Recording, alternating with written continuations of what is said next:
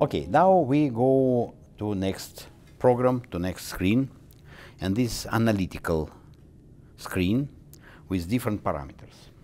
And you see, those are presented like scales. Why? Because on every scale we have optimal zone, and this in green, and we have zones that are not so optimal. And let's discuss it. First of all, it is stress. And we understand when we feel negative emotions or positive emotions, it is all stress. And of course, it's a lot of physiological transformations in our body related to nervous system, of course, to endocrine system, immune system, all related to stress. That's why if we want to be healthy, we need to understand our level of stress, and we need to understand what type of stress we have. That's why in behavioral programs we have several options how we evaluate stress. First, this is the screen. Those are graphs, and this graph demonstrates us psychological stress. In psychological stress. So it's not what people feel, but it's what in their psycho-emotional state they have. So this scale has many divisions, many colors, and that's why we can tell, okay, from 0 to 2, it is very low parameters. And this is not good, because it may be indication of stagnation, when body can't respond to environment, when body is totally stuck in their own situation, their own energy problems, and then it's not very good. Of course, from other hand, we can have this low level for some people in deep meditation. It's another story. But for most people, for most of your clients, patients, if you have this level of stress from 0 to 2, it is not very good indication. Next is optimal, of course, from 2 to 3, that is optimal, and this is the best. Next, from 3 to 4, this is anxiety.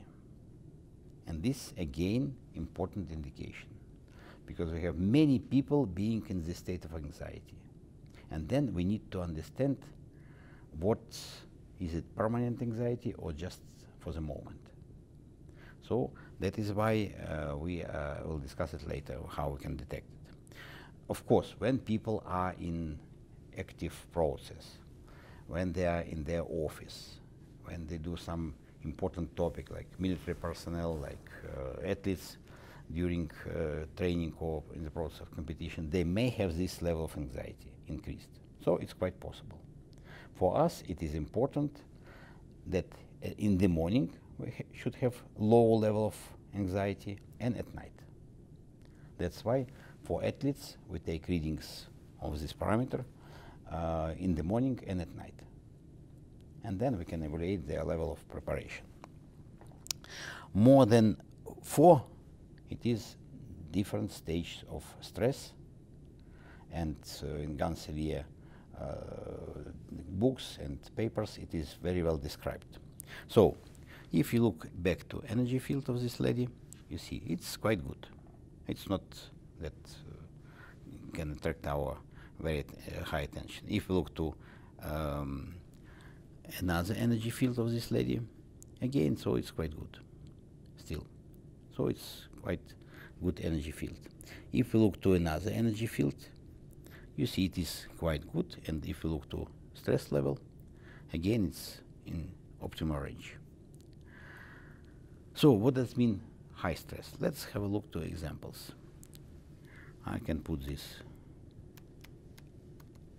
different examples. You see practically no energy field. And then if you look to analysis, then we understand this is very high level of stress. And then of course we need to understand what does it mean. If you look to another image, again, you see very practically empty energy field, and in analysis we have again 10. If you look to this image, so it's again a lot of holes, a lot of breaks, and level of stress 6.3.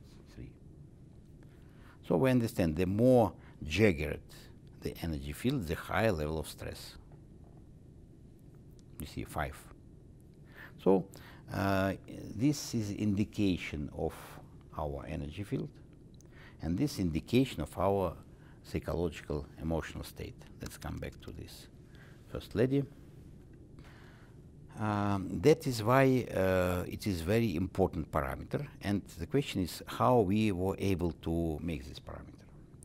So it was based on nonlinear analysis of fingertips, and it was correlated with psychological testing. So in psychology, they have many questionnaires that allows to evaluate stress, and it was high correlation. From other hand, we can measure cortisol in the blood, and then again we had some correlation with cortisol level. So now we are quite sure that it works well. Next parameter, those are energy, and this is energy that we are measuring from light, but it is related to the energy of the body. And again, we have optimal zone, we have high and low, very low, and the question is false. Is it good to have high level of energy? Because people think, oh, the higher the better. No, it's not that so. It should be optimal, same as our temperature. It should be in some optimal range. If it's high or low, it's not so good. Same here. That is why when it is very high energy, we need to understand what's going on. If it's athlete in some process of training, then it's okay. If it's military personnel in the process of some task, some goal, then it's okay. But if it's ordinary people in everyday life and they have high level of energy, then maybe it may be related to some process in their body and some energy process, active energy process that may be related to some unfavorable situations. So that's why we should be very careful with this. Next scale, it is scale of balance, and this scale, it indicates balance between left and right part of the brain. So it's just evaluation of only of this. Another scale, organs balance, it is evaluation of balance of organs that have left and right presentation. And again, we should be in balance. If not, then we demonstrate this with, and this is average number. So all those scales, they are important for evaluation, and they are easy to understand.